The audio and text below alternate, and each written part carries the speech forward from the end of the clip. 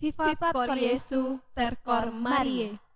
Hiduplah hati kudus Yesus melalui hati Maria. Saudara-saudari, umat beriman dimanapun Anda berada, salam jumpa dengan kami, saya Monica Octavia Wijaya, dan saya Agnes Dahlia. dalam serial pertemuan BKSN keempat, Gereja Paroki Santo Petrus, Palembang. Dalam pertemuan-pertemuan sebelumnya, kita sudah merenungkan bahwa kisah kasih Allah yang menyapa kita umatnya. Dalam pertemuan pertama, kita merenungkan tentang Allah adalah kasih. Dalam pertemuan kedua, kita merenungkan Yesus yang kita imani adalah anak manusia yang berkuasa atas kerajaan surga. Dalam pertemuan ketiga, kita merenungkan tema orang berdosa yang dipercaya oleh Tuhan. Dan pada kesempatan kali ini, kita akan merenungkan tema keempat dalam serial BKSN kita, yaitu Persekutuan Orang Beriman. Pada perikop ini, kita diajak untuk menyadari bahwa kita adalah orang yang telah dibaptis dan masuk dalam persekutuan orang yang percaya kepada Yesus. Kita akan melihat apa yang harus kita lakukan sebagai anggota persekutuan ini. Maka, pada kesempatan kali ini, kami mengundang saudara-saudari untuk merenungkan kembali panggilan kita sebagai murid Tuhan untuk membangun persekutuan hidup orang beriman. Marilah kita mengawali pertemuan ini dengan melambungkan kidung pujian Lingkup Piku yang dibawakan oleh teman-teman OMK Paroki Santo Petrus Palembang.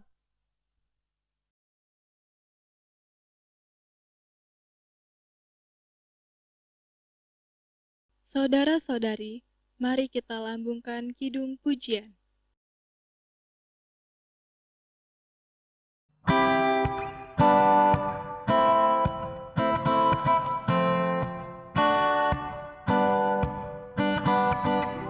Lingkupiku dengan sayapmu, naungiku dengan kuasa-Mu, di saat badai bergelora, Ku akan terbang bersamamu, Bapa Raja atas semesta, Ku tenang sebab Kau Allahku.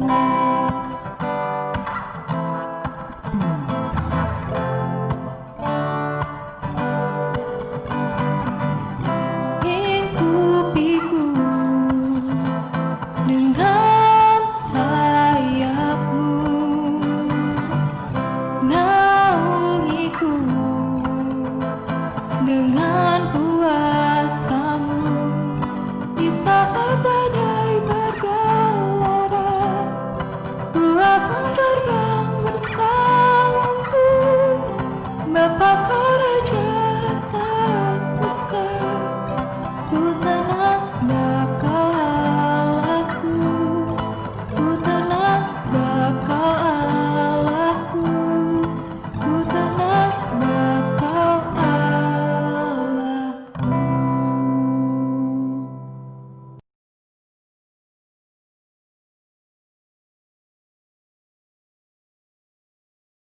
Saudara-saudari yang terkasih, setelah kita disegarkan dengan kidung pujian, marilah kita siapkan hati kita untuk berdoa yang akan dipimpin oleh Saudari Dahlia.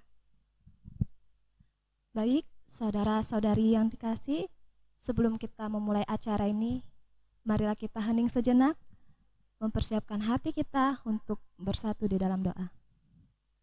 Marilah kita bersatu dalam doa.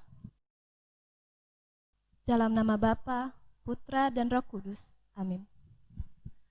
Allah Bapa yang Maha Kasih, kami bersyukur atas kasih-Mu yang selalu Kau curahkan kepada kami umat-Mu. Lebih-lebih kami bersyukur atas anugerah persaudaraan yang boleh kami bangun sebagai persekutuan dalam gereja-Mu. Curahkanlah Roh Kudus-Mu atas kami, agar kami semakin diteguhkan dalam membangun persekutuan sebagai umat beriman. Semua ini kami haturkan kepadamu dengan perantaraan Kristus Tuhan kami. Amin. Dalam nama Bapa, Putra, dan Roh Kudus. Amin.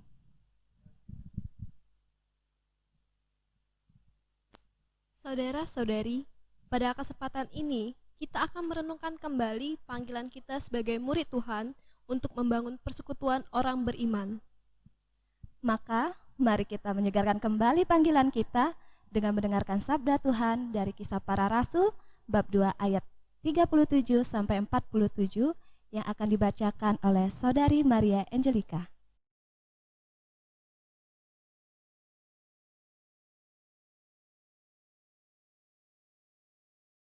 Cara hidup jemaat yang pertama.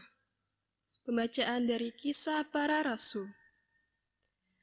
Ketika mereka mendengar hal itu, hati mereka sangat terharu. Lalu mereka bertanya kepada Petrus dan rasul-rasul yang lain, "Apakah yang harus kami perbuat, saudara-saudara?" Jawab Petrus kepada mereka, "Bertobatlah dan hendaklah kau masing-masing memberi dirimu dibaptis dalam nama Yesus Kristus untuk pengampunan dosamu. Maka kamu akan menerima karunia Roh Kudus. Sebab bagi kamulah janji itu, dan bagi anak-anakmu, dan bagi orang yang masih jauh, yaitu sebanyak yang akan dipanggil oleh Tuhan Allah kita." Dan dengan banyak perkataan lain lagi, ia memberi suatu kesaksian yang sungguh-sungguh, dan ia mengencam dan menasihati mereka, katanya, "Berilah dirimu diselamatkan dari angkatan yang jahat ini." Orang-orang yang menerima perkataannya itu memberi diri dibaptis, dan pada hari itu jumlah mereka bertambah kira-kira 3.000 jiwa. Mereka bertekun dalam pengajaran rasul-rasul dan dalam persekutuan, dan mereka selalu berkumpul untuk memecahkan roti dan berdoa. Maka ketakutanlah mereka semua, sedang rasul-rasul itu mengadakan banyak mukjizat dan tanda. Dan semua orang yang telah menjadi percaya tetap bersatu, dan segala kepunyaan mereka adalah kepunyaan bersama. Dan selalu ada dari mereka yang menjual harta miliknya, lalu membagi-bagikannya kepada semua orang sesuai dengan keperluan masing-masing. Dengan bertekun dan dengan sehati, mereka berkumpul tiap-tiap hari dalam bait Allah. Mereka memecahkan roti di rumah masing-masing secara bergilir dan makan bersama-sama dengan gembira dan dengan tulus hati, sambil memuji Allah. Dan mereka disukai semua orang. Dan tiap-tiap hari, Tuhan menambah jumlah mereka dengan orang yang diselamatkan. Demikianlah sabda Tuhan. Syukur kepada Allah.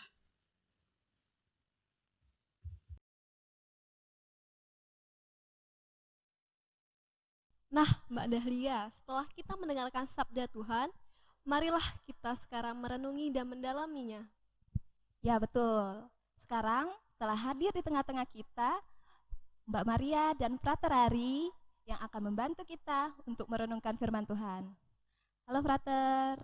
Halo Mbak Maria. Semoga dalam keadaan yang sehat dan baik ya Frater. Puji Tuhan, amin. Nah Frater, saya penasaran banget nih Frater. Mengapa kok perikop ini yang kita pilih untuk kita renungkan pada hari ini? Oke, pertanyaan ini menarik sekali. Mengapa kita memilih atau kita ditawari dengan perikop yang baru saja kita dengarkan? Sementara di kitab suci itu kan sebenarnya banyak sekali perikop-perikop. Tapi mengapa ini? Nah, ini tidak lepas dari tema besar yang akan kita angkat yang ditawarkan oleh gereja, yaitu mewartakan kabar baik di tengah krisis iman dan identitas. Apa maksudnya? Memang kita saat ini sedang dalam keadaan krisis identitas, krisis iman. Kita bisa melihat fenomena yang terjadi di sekitar kita, yang ada di lingkungan hidup kita. Terkadang kita mungkin tidak sadar ya, bahwa kita itu hidup termakan oleh arus dunia. Misalnya arus materialisme, yaitu yang menganggap bahwa yang materi itu sebagai sesuatu yang sangat penting. Materi-materi itu menjadi kita unggulkan. Melihat orang itu juga tidak hanya melulu sebagai martabat manusianya, tetapi melihat orang itu dilihat dari posisinya, dari status sosialnya, dari modal yang dia miliki. Nah, ini gaya hidup kita yang sebenarnya sudah terpengaruhi oleh arus zaman yang tidak sehat. Nah, pada kesempatan ini kita diingatkan kembali untuk mengangkat tema tentang persekutuan hidup orang beriman. Itu sebenarnya kita diingatkan kembali bahwa kita sebagai orang beriman itu memiliki panggilan yang luhur, tidak serta-merta memikirkan diri kita sendiri. Nah, kurang lebih itu yang mengapa kok perikop ini yang kita ambil untuk kita renungkan bersama dalam pertemuan kali ini. Ya. Oke, frater. Berarti perikop ini bisa menyegarkan kembali akan gaya hidup jemaat Kristiani ya? Iya, betul, tentu. Jadi perikop yang kita pilih ini mengingatkan kembali apa yang sebetulnya dan seharusnya kita hidupi sebagai murid-murid Tuhan, yaitu hidup dalam persekutuan. Kita tahu ya, gereja itu sendiri artinya adalah pertemuan, perkumpulan. Jadi tidak pribadi per pribadi, tetapi sebuah komunitas, perkumpulan atau persekutuan dari umat beriman itu sendiri. Maka apa yang ditawarkan dalam kitab suci saat ini sebenarnya mengingatkan kita kembali bahwa kita itu sebagai orang Katolik, sebagai murid Tuhan, kita dipanggil untuk membangun suatu persekutuan untuk hidup tidak sendiri-sendiri, tidak egois, dan tidak serakah. Maka undangan untuk kita bersama adalah membangun hidup persekutuan sebagai umat beriman. Kurang lebih seperti itu. Nah, terkait perikop yang baru saja kita dengarkan bersama, sebetulnya perikop ini terdiri dari 3 bagian. Yang pertama itu pewartaan dan pembaptisan, lalu yang kedua itu tentang persekutuan orang yang telah dibaptis dan cara hidup mereka, para rasul. Oke, kita akan melihat satu persatu. Yang pertama, aspek pewartaan dan pembaptisan. Orang banyak yang ada dalam kitab suci tadi bertanya, apa yang harus kami perbuat? Lalu para rasul memberikan jawab kepada mereka, bertobatlah, ubahlah cara pikir dan tingkah lakumu.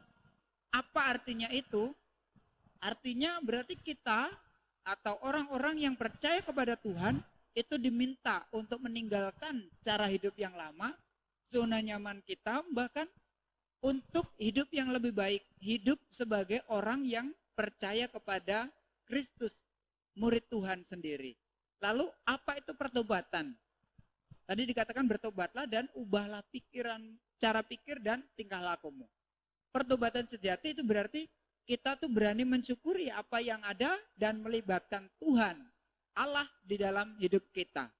Jadi bisa dibilang perubahan itu bisa dimulai dari dalam diri kita sendiri. Orang beriman itu memiliki kesempatan sebetulnya untuk mengubah dirinya sendiri karena anugerah yang diterima melalui rahmat pembaptisan, dan di situ kita juga diangkat menjadi anak-anak Allah dan kita diutus untuk menjadi saksi Allah itu sendiri, mewartakan. Nah, terkait dengan panggilan kita sebagai anak-anak Allah, itu artinya kita juga mengandalkan Allah dalam hidup kita. Jadi tidak sombong gitu ya. Ini ada sebuah anekdot. Kalau orang sombong itu kadang-kadang itu akan dibalas dengan kesombongan. Kalian mungkin pernah dengar sebuah cerita tentang ini. Suatu kali ada guru biologi yang akan memberikan ujian tertulis kepada mereka. Nah, suatu hari guru biologi itu terkenal killer. Maka para muridnya itu mempersiapkan ujian dengan sangat-sangat. Lalu satu siswa itu belajar mati-matian karena dia tidak mau jatuh dalam ujian biologi ini, maka dia mempersiapkan diri sampai lembur, sampai jam 3 pagi. Nah, besoknya ketika ujian, semua keadaan ruangan kelas sudah tenang, semua murid sudah hadir. Lalu sang guru datang dan membawa sangkar burung, dikerukupi dengan kain. Lalu sang guru bertanya, murid-murid, ujian kali ini soalnya hanya satu. Kalau tidak lulus, tidak bisa menjawab, berarti silakan mengikuti remedi yang berikutnya. Nah, para murid sepaneng mendengarkan apa ini soalnya. Lalu sang guru mengangkat sarang burung itu di atas meja, lalu membuka sedikit sarung kandang itu dan memberikan soal. Anak-anak, pertanyaannya hanya satu. Lihat kaki burung ini dan tebaklah apa nama burungnya. Semua yang ada di kelas itu pada diam, senyap. Mereka takut kira-kira apa jawabnya.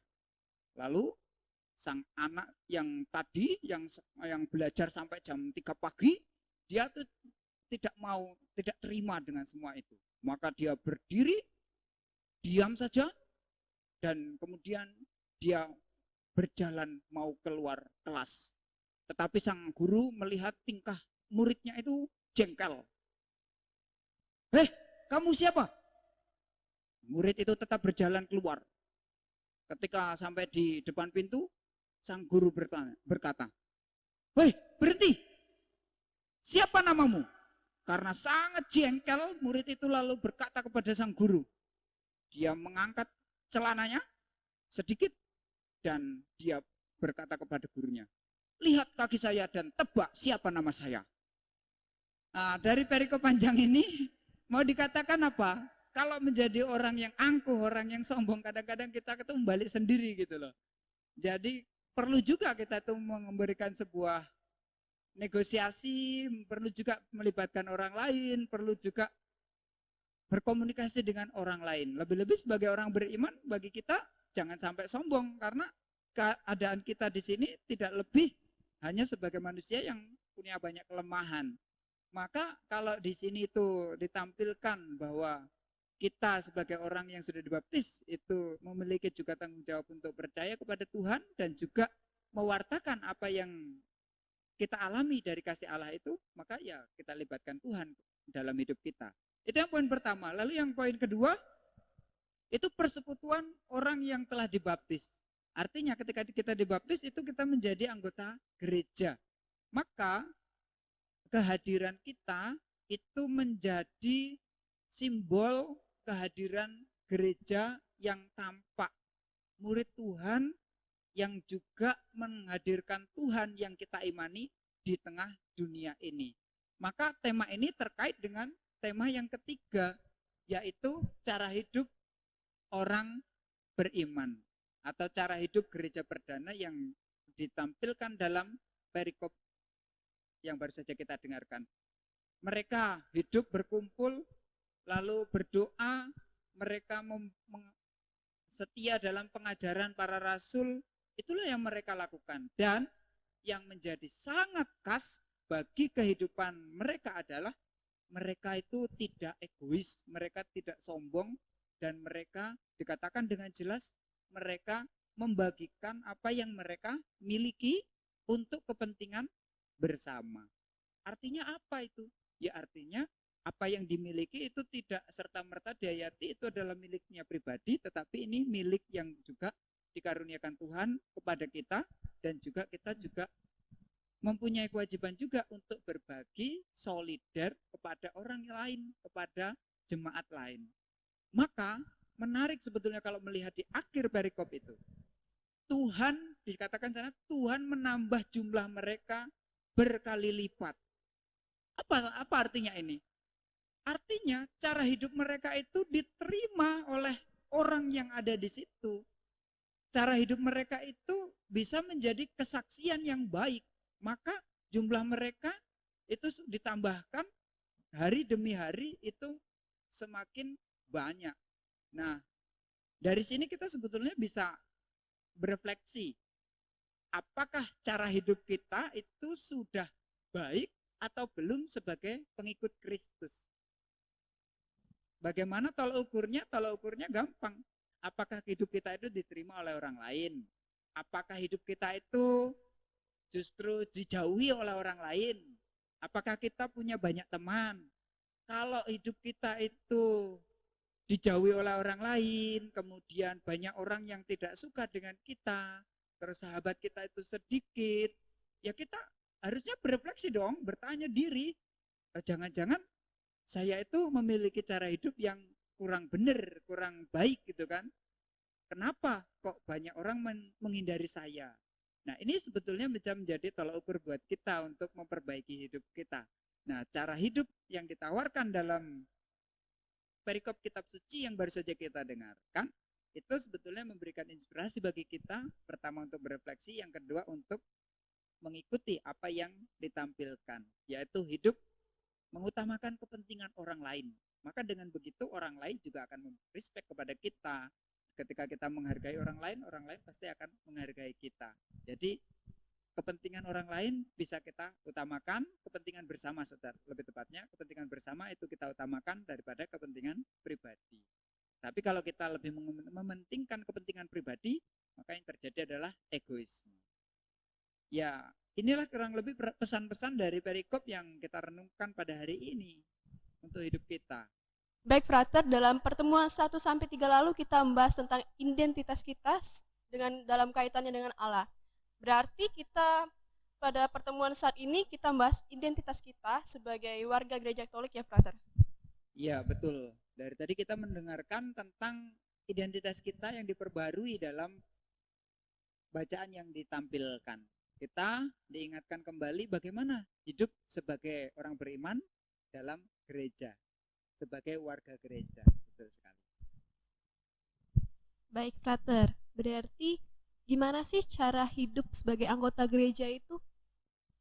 Ya, sudah ditampilkan tadi di dalam perikop yang baru saja kita dengarkan, mereka itu hidup dalam kebersamaan dan mengutamakan kepentingan bersama daripada kepentingan pribadi. Harta milik bisa dibagikan, bukan serta-merta itu yang dicari. Nah, ini sangat relevan nantinya buat kita sebetulnya. Bagaimana kita menghayati apa yang kita miliki untuk kehidupan bersama. Apakah kita menghayati semua harta kita itu adalah milik kita sendiri, ataukah kita juga memiliki kesadaran bahwa yang kita miliki itu juga hendaknya kita memiliki hati untuk orang lain, berbagi kepada orang lain. Kita diundang untuk membangun hidup komunitas, hidup persekutuan, tidak mementingkan diri sendiri dan tidak egois. Nah, frater, setelah kita nih, frater, mendengar jawaban dari frater dari pertanyaan sebelumnya, hidup sebagai anggota gereja itu berarti kita hidup dalam persekutuan. Nah, lalu bagaimana tanggapan frater agar kita bisa mengatasi, frater, mengatasi hidup sebagai anggota gereja, yaitu berkumpul dalam persekutuan dalam kondisi saat ini, yang dimana bumi kita sedang dilanda pandemi COVID-19, frater, yang semua harus dirumahkan, kita harus social distancing. Nah, itu menurut frater bagaimana, frater? Iya, ini pertanyaan yang menarik sekali ya. Kita di satu sisi dipanggil untuk hidup dalam sebuah persekutuan, tetapi keadaan situasi dunia saat ini karena dilanda oleh wabah corona membuat kita untuk jaga jarak, harus social distancing, di rumah saja, berdoa dari rumah, belajar dari rumah. Bagaimana kita menghayati hidup persekutuan gitu kan. Nah, ini pertanyaan yang menarik, tetapi sebenarnya kan keadaan saat ini itu menjadi semacam batu ujian untuk kita menghayati sejauh mana persaudaraan yang kita bangun itu kita dalami. Sejauh mana kita dewasa dalam menghayati hidup persekutuan. Apakah hidup persekutuan itu hanya dihayati dengan kumpul-kumpul, ataukah bisa lebih mendalam lagi? Konteks situasi zaman saat ini, krisis yang terjadi itu sebetulnya menggugah kita untuk menunjukkan identitas kita sebagai gereja yang memiliki solidaritas, yang memiliki semangat persaudaraan, peduli pada orang lain. Apa artinya? Dalam situasi krisis ini, kita semua menghadapi kesulitan, mulai dari ekonomi, sosial, budaya, pendidikan, kita semua mengalami dampak yang tidak mudah. Nah, dalam situasi krisis ini, kita semakin diundang, kita semakin dipanggil untuk satu demi yang lain itu saling membahu, saling menolong, saling menunjukkan sikap persaudaraan. Maka ini menjadi kesempatan buat kita untuk menunjukkan sebetulnya kualitas persekutuan yang kita hayati, yang kita hidupi sebagai warga gereja. Maka tidak ada alasan sebetulnya buat kita untuk tidak bisa menghayati hidup persekutuan ketika wabah corona atau COVID ini melanda. Justru dalam situasi krisis seperti ini, kita semua dipanggil, diundang untuk menunjukkan semangat kita saling mengasihi dalam persekutuan, mengasihi sebagai orang beriman, sebagai saudara-saudari umat beriman. Saya pikir tidak ada masalah. Maka buat kita ini menjadi tantangan buat kita. Bagaimana, apakah kita lebih mementingkan diri kita sendiri atau kita berani keluar dari diri kita sendiri dan peduli kepada orang lain yang membutuhkan. Kita dipanggil untuk ke arah ke sana. Begitu. Maka kita sebetulnya diundang untuk memiliki hati bagi orang lain, memiliki sikap solider kepada orang lain. Nah, ini akan menjadi konkret, menjadi nyata kalau kita itu mau berbagi apa yang kita hidupi, apa yang kita miliki, apa yang kita hayati dalam hidup persekutuan. Mungkin dari teman-teman muda ini punya pengalaman dalam membangun hidup persekutuan. Kira-kira bagaimana kesan kalian? Mungkin ada pengalaman dalam membangun hidup persekutuan ini. Silakan, siapa? Kalau saya ada, Frater. Gini, saya merasa bahwa gereja ini adalah tempat untuk saya mengaktualisasi diri saya. Karena saya dulu mempunyai sedikit talenta, belum terlalu mahir, baru saja ingin mengembangkannya, tetapi saya sudah diberi kepercayaan untuk bisa melayani Tuhan dalam perayaan Ekaristi, untuk membawa pembukaan dan membawa persembahan dalam menari. Jadi saya merasa bangga karena saya didukung oleh persekutuan gereja untuk bisa mengembangkan talenta saya. Talenta yang telah diberi Tuhan, saya persembahkan kembali untuk Tuhan. Gitu. Jadi saya merasa saya didukung untuk bisa mengembangkan talenta itu lagi. Ya, sebagai anggota gereja merasa bangga ya kan ketika kita hidup dalam persekutuan, yang lain itu memberikan dukungan dan kita juga bisa mempersembahkan diri dari apa yang kita miliki. Oke, luar biasa pengalaman yang simpel tetapi ketika dihayati jadi sebuah pengalaman yang luar biasa untuk kita semua, menginspirasi sekali. Mungkin ada yang lain mau berbagi hidup dalam persekutuan yang dialami, mungkin pengalaman dalam komunitas-komunitas yang ada di gereja atau yang lainnya. Oke, Frater, kalau pengalaman dari saya nih, Frater, gereja ini membuat saya tuh menjadi percaya diri, Frater. Saya ikut dalam hidup persekutuan itu, saya menjadi diajak itu mandiri, percaya diri gitu, Frater. Saya ini tamatan SD negeri, Frater, di mana negeri itu tidak mempelajari agama Katolik, Frater. Jadi setelah saya sekolah di SMP, Frater, SMP Saverius, disitulah saya mempelajari agama Katolik. Disitulah titik awal saya mempelajari agama Katolik, Frater.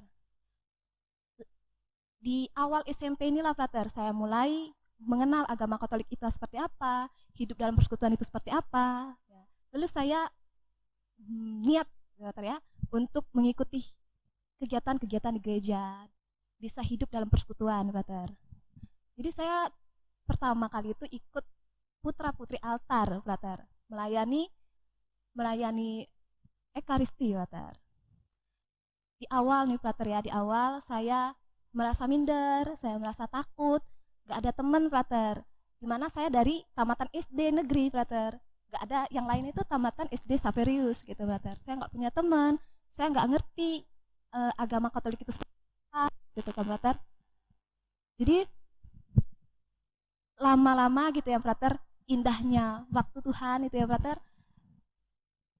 teman-teman itu mensupport, dia mendukung saya dalam persekutuan ini. Saya diberi kepercayaan untuk mengikuti misa harian maupun bahkan misa hari raya besar gitu, Frater. Saya sudah dipercaya untuk mengikuti Ekaristi malam Natal gitu, Frater. Kamis Putih, Jumat Agung gitu ya, Frater. Saya dipercaya untuk mengisi Ekaristi hari besar, Brother. Dan bahkan, Brother, saya didukung oleh persekutuan ini untuk melayani di stasi-stasi, Brother. Ya, saya merasa bangga saya dipercaya seperti itu, Brother. Padahal pada awalnya itu saya merasa benar-benar takut, gitu. Tapi persekutuan inilah yang membawa saya gitu menjadi hidup sebagai anggota gereja, Brother. Oke, jadi luar biasa ya, pengalamannya menjadi sangat konkret. Tadi mungkin kalau saya yang ngomong itu kan terlalu ngawang-ngawang gitu ya. Hidup persekutuan itu bisa dihidupi seperti apa? Nah, kurang lebih seperti yang juga diungkapkan, disaringkan oleh Mbak Dahlia ini. Hidup dalam persekutuan itu bisa dihayati dengan berpartisipasi dalam suatu tugas pelayanan dalam gereja. Misalkan menjadi putra-putri altar. Dan bersyukur di sana ada kepercayaan diri yang terbangun. Luar biasa pengalaman yang indah untuk kita renungkan bersama. Nah, mungkin akan berbagi. Ada yang mau dibagikan? Silakan.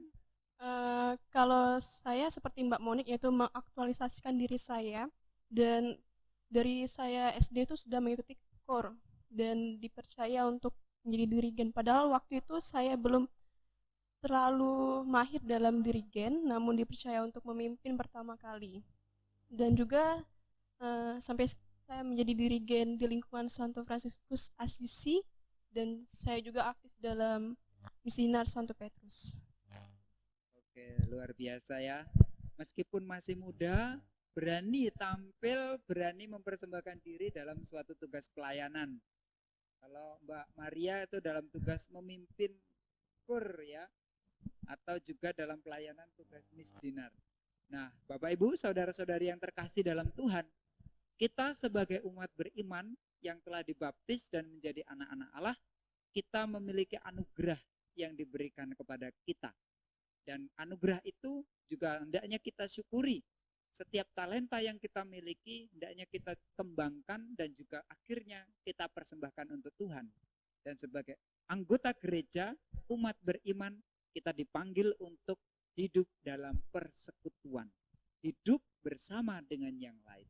Semoga iman kita semakin dikuatkan, identitas kita sebagai anggota gereja semakin diteguhkan, dan akhirnya kita bisa menjadi saksi Tuhan di tengah dunia. Tuhan memberkati kita. Amin. Baik, terima kasih Frater atas permenungan dan refleksi yang bisa Frater bagikan kali ini. Bapak, Ibu, saudara-saudari yang terkasih, marilah saat ini kita menyiapkan hati untuk berdoa yang akan diambil dari buku Puji Syukur nomor 176. Allah yang Maha Kuasa dan Kekal, Engkau telah menghimpun domba-domba yang bercerai-berai dan menjaga semua yang telah Kau kumpulkan. Pandanglah dengan murah hati semua pengikut Yesus, Putramu. Engkau telah menandai mereka dengan meterai pembaptisan yang tunggal. Kini satukanlah mereka dalam kepenuhan iman, dan padukanlah mereka dalam ikatan kasih. Semua ini kami mohon dengan pengantara Kristus Tuhan kami. Amin. Mari kita satukan doa-doa kita dengan doa yang diajarkan Kristus kepada kita. Bapa kami yang ada di surga, dimuliakanlah namamu, datanglah kerajaanmu, jadilah kehendak-mu di atas bumi seperti di dalam surga. Berilah kami rezeki pada hari ini, dan ampunilah kesalahan kami, seperti kami pun mengampuni yang bersalah kepada kami. Dan janganlah masukkan kami ke dalam percobaan, tetapi bebaskanlah kami dari yang jahat. Amin. Ya Allah, kami mohon berkat-Mu untuk setiap kehidupan kami, perjalanan kami, dan juga rencana-rencana yang akan kami lakukan. Dan kami bersyukur atas segala anugerah-Mu yang boleh kami terima, secara khusus anugerah hidup persekutuan yang boleh kami bangun. Bapa, curahkanlah Roh Kudus-Mu ke dalam hati kami, agar kami senantiasa digerakkan untuk membangun persekutuan dimanapun kami berada, agar kami dapat menjadi saksi-saksi kasih-Mu kepada setiap orang yang kami jumpai. Semua ini kami aturkan kepadamu dengan perantaraan Kristus Tuhan kami. Amin. Mari kita siapkan hati untuk menerima berkat Tuhan. Tuhan beserta kita sekarang dan selama-lamanya. Semoga hidup kita, persekutuan kita, orang-orang yang kita kasihi, dan juga perjuangan dan segala rencana kita senantiasa dibimbing oleh berkat Allah yang Maha Kuasa dalam nama Bapa dan Putra dan Roh Kudus. Amin. Dengan demikian, pertemuan BKSN kita sudah selesai. Syukur kepada. Baik, terima kasih Bapak Ibu, saudara-saudari yang terkasih atas kebersamaan kita selama pertemuan kali ini. Sampai jumpa di pertemuan KTKC yang akan datang. Tuhan memberkati.